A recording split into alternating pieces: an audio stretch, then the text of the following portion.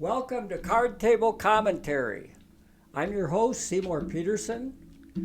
This is our fourth installment. If you like what you see here, give us a like or subscribe to our channel so that you get notified when there's a new installment. Last time we talked about how the dollar was turned into a strictly fiat currency, basically to allow policymakers to have more flexibility in controlling the money supply and fiscal policy. The tenets of Keynesian economics. Keynesians use two different tools to try to enhance economic performance. Monetary tools involve controlling the amount of money that's available and interest rates, and that's pretty much the job of the Federal Reserve. The other part of Keynesian economics is fiscal matters. And this has to do with government spending and income. And you often hear about different proposals being made to maybe stimulate the economy or a tax cut to try to stimulate economic activity. But the biggest part of fiscal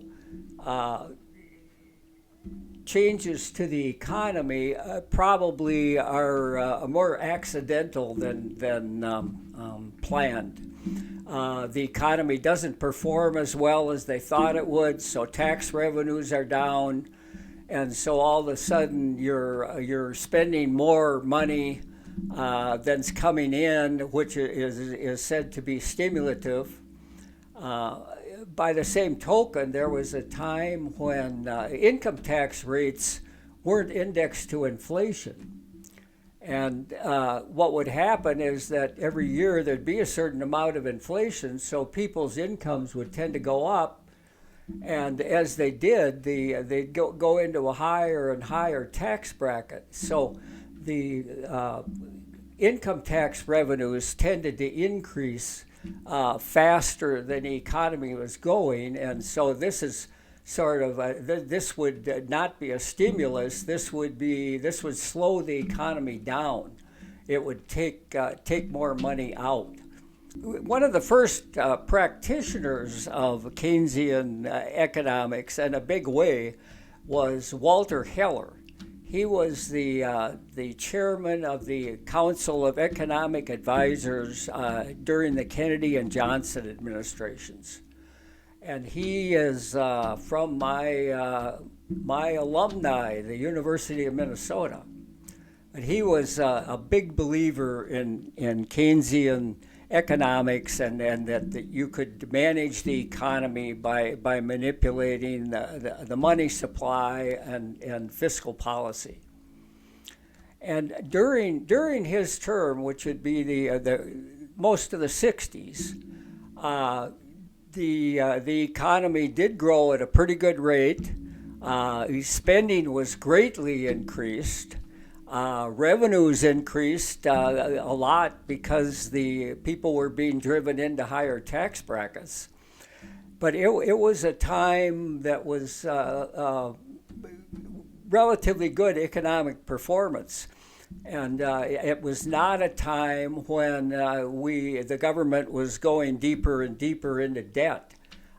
This was done with trying to manipulate the money supply and interest. When there be an inflationary time, they try to slow it down by increasing interest rates. And the strategy was actually rather successful. Then came the 70s, and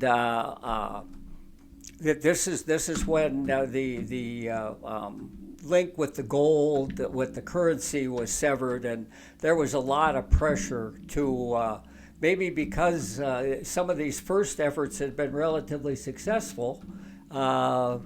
Policymakers were anxious to try to do more of this and to try to get the economy to grow faster.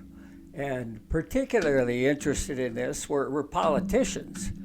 And they particularly wanted the economy to be growing right before there was an election.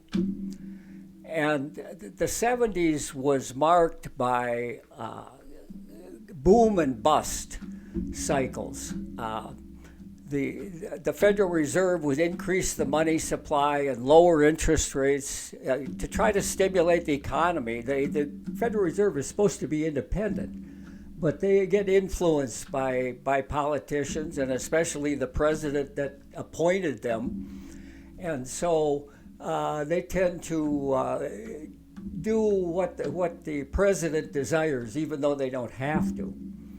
And there was a lot of that during the 70s. And what would happen was that the economy would start to boom, inflation would start to rise, and then they'd be reluctant to slow it down again because this was politically unpopular, and nobody wanted to do it. They used to have a term in the Federal Reserve that nobody wants to take away the punch bowl when everybody's drunk, and that's basically what happens at these times, and it requires a resolute management at the Federal Reserve to keep this from happening. But if you look at a chart of economic growth, of inflation during the 70s, there's peaks and valleys. There are negative economic performance some years. It was a very people couldn't make plans because they didn't know if inflation was going to continue at these high rates, and then sometimes it would subside, and the plans that were made counting on inflation didn't work out. And so the 70s were a dismal economic period, really. And it led to they finally appointed a Federal Reserve chairman that had some backbone and was there to do what he was supposed to do. One of the telling things about the 70s was in 1977, Congress passed what they call the dual mandate. And it instructed the Federal Reserve to not only manage the economy in such a way as to promote purchasing power of the dollar to minimize inflation, but to also keep in mind employment. And sometimes the goals of slowing down inflation are at odds with increasing employment. And it was this push-pull between these factors that really marked the 70s. And the stock markets did not behave well during this period. It basically stayed flat for at least 10 years. And it was when Jimmy Carter appointed Paul Volcker as the new Federal Reserve chairman that things finally changed. And we'll start from that point next time when we meet here at Card Table Commentary. Once again, leave a like or subscribe, and we'll see you soon.